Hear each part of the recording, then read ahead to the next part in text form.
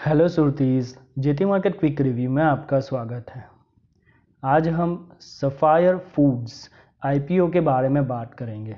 तो उसके इंट्रो के बारे में देखें। The Sapphire Foods the company incorporate in 2009 and the Sapphire Foods India which operates the KFC and Pizza Hut outlets in India, Sri Lanka and the Maldives. The Sapphire Foods company incorporate हुई थी 2009 में and sapphire Foods India जो बड़ी बड़ी food chain operate करती है KFC and Pizza Hut outlets in India, Sri Lanka and Maldives. फिर बात करें, the Sapphire Food is one of the Yum franchisees operates in the India and sub continents with the total revenue of rupees 10,196.19 million in the fiscal year 2021 कि physical year 2021 में की बात करें तो Sapphire foods Young's franchises को भी operate करती है और इंडिया के अंदर उसका टोटल रेवेन्यू रुपीज़ 10,196.19 मिलियन है। फिर बात करें, as of the 31st March 2021 the company is own and operates the 204 KFC restaurants in India and the Maldives, 231 Pizza Hut restaurants in India, Sri Lanka and Maldives and 2 Taco Bell restaurants in the Sri Lanka। कि 31 मार्च 2021 के data के हिसाब से the Sapphire Foods company जो 204 KFC restaurants operate करती है India and Maldives के अंदर, 231 पिज़्ज़ा हट रेस्टोरेंट ऑपरेट करती है वो भी इंडिया, श्रीलंका एंड मालदीव्स के अंदर and 2 Taco Bell restaurants operate करती है श्रीलंका के अंदर। फिर बात करें, the company the total number of restaurants in the subcontinent the regions grow from the 376 in 2019 to 437 in 2021 कि सफायर फूड्स कंपनी ने नंबर ऑफ रेस्टोरेंट्स इंक्रीज किए हैं या तो ग्रो किए हैं। 2019 में जो रेस्टोरेंट थे 376 जो बढ़ के 2021 में 437 रेस्टोरेंट हो गए हैं। फिर बात करें तो कंपनी प्रमोटर्स के बारे में, तो सफायर फूड्स कंपनी के प्रमोटर्स के बारे में बात करें तो QSR management trust and the Sapphire Foods Mauritius the limiteds are the companies promoter हैं। फिर बात करें तो बिजनेस प्रोफाइल के बारे में कि Sapphire Foods the company has an in-house the supply chain, the functions and the work with the vendor partner for the food ingredients, packing, warehousing and the logistics। कि Sapphire Foods company in house supply chain functions work करती है as well as vendor partner के साथ food ingredients, packaging, warehousing and logistics जैसी functions work करती है। The company operates the warehouses across the 5 Indian cities and has invested in the building technology solution in their restaurants। कि Sapphire Foods company के India के अंदर India के 5 cities के अंदर वेयर हाउसेस ऑपरेट्स करती है एज वेल एज रेस्टोरेंट के अंदर बिल्डिंग टेक्नोलॉजी सॉल्यूशंस भी प्रोवाइड करती है। फिर बात करें, the companies employs the Yum brands global online and the digital channel solutions to enhance the customer experience and achieve the operationals efficiency and financial control.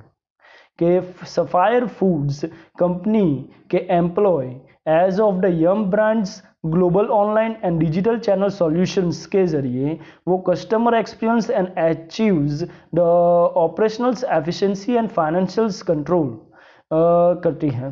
फिर बात करें तो the Sapphires the company operates its the restaurant at the high traffic and high visibility locations in the key metropolitan areas and the cities across the India and develop the new restaurants in new city as a parts of its the expansion strategy। कि Sapphire Foods company जो restaurants जो high traffic and high visibility locations के अंदर है and areas as well as India के कई cities and develop the new restaurants and new cities में provide करती है, जो इसकी एक्सपांसन स्ट्रेटजी है। फिर बात करें तो फाइनेंशियल्स रिपोर्ट के बारे में, तो फाइनेंशियल्स रिपोर्ट से ही पता चलेगा कि कंपनी क्या आगे जाने वाली है या नहीं, कितना प्रॉफिट है, कितना लॉस मेकिंग है, तो वो सब हम बात करेंगे।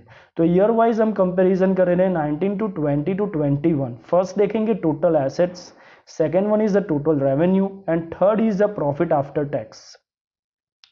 तो रुपीज इन मिलियन में है। फर्स्ट डे के टोटल एसेट्स फाइनेंशियल ईयर 2021 की बात करें तो 13,400 के करीब है, 20 में 13,800 के करीब था एंड 19 में 15,600 के करीब था। मीन्स टोटल एसेट डिक्रीज हुआ है द ईयर 19 टू 21 की बात करें। टोटल रेवेन्यू की बात करें तो 21 में 10,800 के करीब था, 20 में 13,500 के करीब था एंड 19 में 12,000 के करीब था। मीन्स आप बोल सकते हैं total revenue up down up रहा है, तो फ्लैट आप बोल सकते हैं।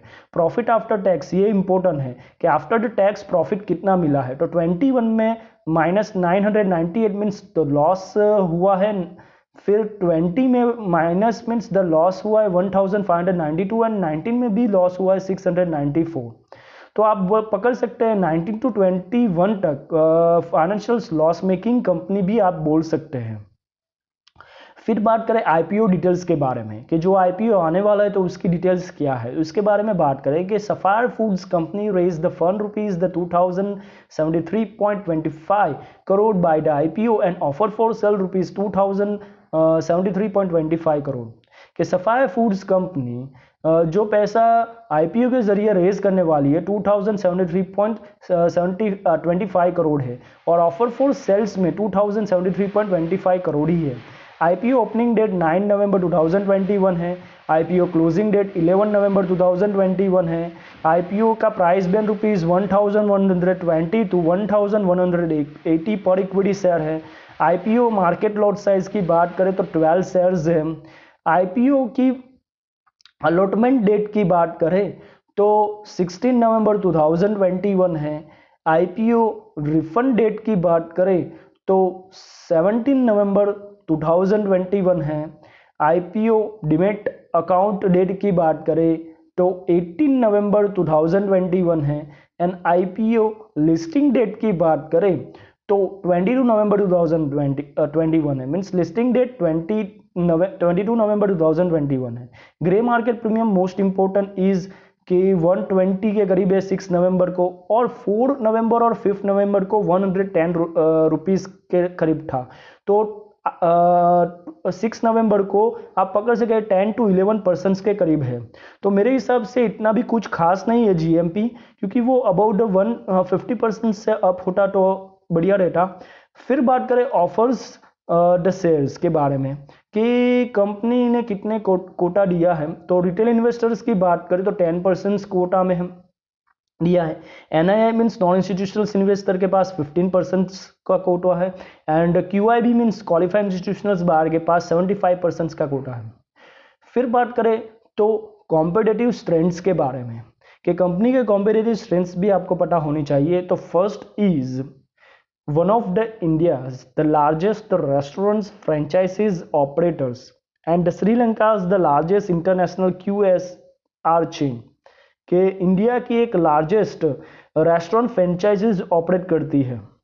सेकेंड कॉम्पिटिटिव स्ट्रेंथ है the Young's the largest franchises operator in India the sub continent in terms of the revenue के रेवेन्यू के हिसाब से वो इंडिया की एक यम लार्जेस्ट फ्रेंचाइजीज को भी ऑपरेट करती है। थर्ड कॉम्पिटिटिव स्ट्रेंथ की बात करें तो focus on the delivering the excellent customer experience कि उसका फोकस जो डिलीवरिंग प्रोवाइड करती है तो कस्टमर को एक्सीलेंट सर्विस प्रोवाइड करे। Fourth is the quality control and operational excellence कि उसका एक मेन कॉम्पिटिटिव स्ट्रेंथ है quality control as well as operational excellence भी होना चाहिए। Last one is experience management team with robust cooperate the governance practice कि उसके पास एक एक्सपीरियंस मैनेजमेंट टीम है। तो ये कंपनी के कॉम्पिटिटिव स्ट्रेंथ है। तो मेरे हिसाब से आईपीओ जो आने वाला है 9 नवंबर 2021 को ओपन होना है, उससे पहले ये सब चीज़ आपको पता होनी चाहिए। फाइनेंशियल्स की बात करें तो लॉस मेकिंग कंपनी आप बोल सकते हो। फिर बात करें तो लिस्टिंग गेन के हिसाब से भी 10 to 11% ही है, तो बहुत ज़्यादा नहीं है। लेकिन आप आईपीओ ओपन या क्लोज होने वाला है तब आप एफआईआई और एनआईआई और क्यूआईबी के परसेंटेज के हिसाब से आप देख सकते हो। तो आपको आई होप आपको ये वीडियो अच्छा लगा होगा, तो प्लीज़ लाइक कीजिए, सब्सक्राइब कीजिए, बेल आइकन को क्लिक कीजिए एंड शेयर कीजिए। धन्यवाद।